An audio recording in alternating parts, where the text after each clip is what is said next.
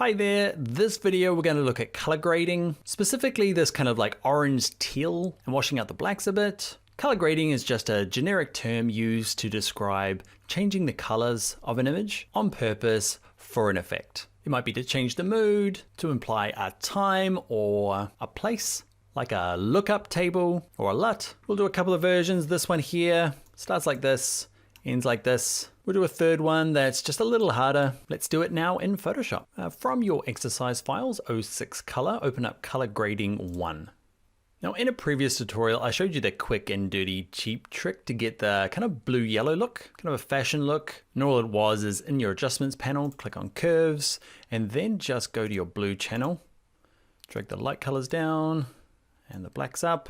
You end up with this kind of close, but not 100% there to that kind of fashion look we're going for. We're looking for that orange and teal look. So I'm going to bin my curves and I'm going to show you, it's a longer process to get set up, but once you do have it set up, you can use it over and over again forever. Shout out to Web Flippy, who I learned this technique from, totally just stealing it. So most of the work is done in your adjustments panel. You can see I close swatches just for this one. Okay, double click the tab and it closes. The one I want is the channel mixer. We're going to use a few of these ones in your adjustment panel that I bet you've never used before. So adjustments, channel mixer, hold up Dan, hold up right there. Okay, so I've come back from the future because I get to the end of this tutorial and there's a lot of clicking this and dragging this and lots of settings.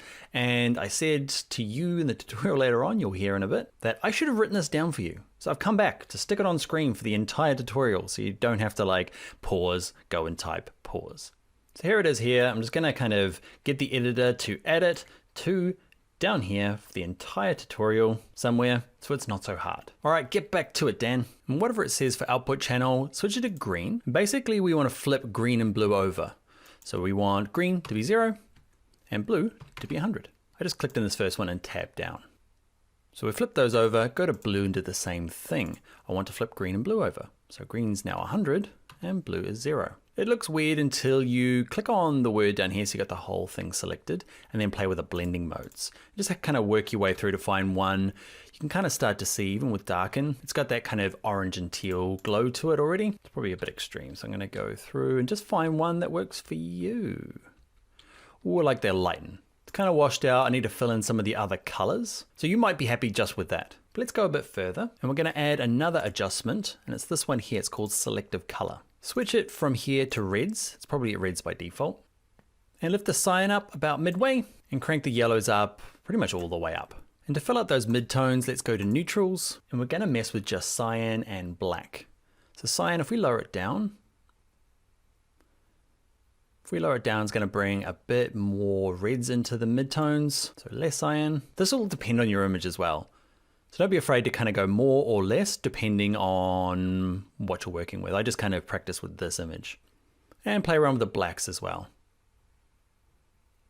All right, that looks good for me. What I like about the orange and teal effect is that kind of old, remember my scanned photos from earlier on? That kind of washed out black, that Instagram effect look. Okay, because at the moment the blacks are too rich, I want this to feel old, like it might have been shot in the 80s. That's the effect anyway. So we're gonna go to adjustments, go to levels, and the easiest way is this little slider down here that we don't use very much, that's just gonna clip off and say, I don't want any really strong blacks. Okay, so turn the preview on and off, and depends if you want, you want to kind of lose those strong blacks. It's up to you. Same with the whites, you can drag those down a little bit as well. This, it's kind of like counterintuitive for photo retouching. We're trying to make the strong whites and strong blacks, but not for this effect, I feel. So there is a bit of work getting it to here. Like I've practiced this. It's only taken us a couple of minutes. You're going to have to pause the video and type it all down, watch it a couple of times. But once you've done that, the cool thing about it is that you can just kind of open up another image. I'm going to open up color grading 2 and 3. And instead of having to type all that lot out, I can go back to my original image, just have it open, select all 3 of these, holding shift, grabbing them all, using my move tool and just dragging them to this tab here. Cool, huh? Easy. So off, on, same thing, dragging to this last one and then let go.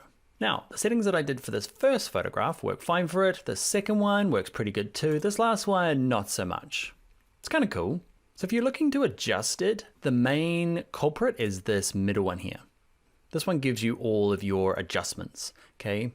It's called selective color. And up the top here, you're gonna mess with greens and neutrals, remember? So what worked for that first image needs to be changed here. And you can see I can kind of lower the cyans here instead of raising them because there's not much going on. Yellows probably want to be still straight up, and the neutrals is going to give me a bit of adjustment here. So cyans left, cyans right, decide where you want it to be. Blacks up, blacks down.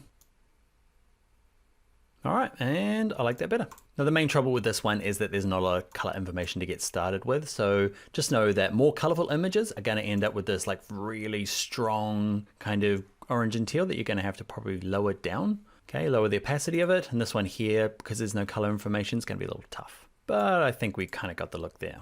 Maybe not the levels. All right, that is gonna be it. Let's jump into the next tutorial.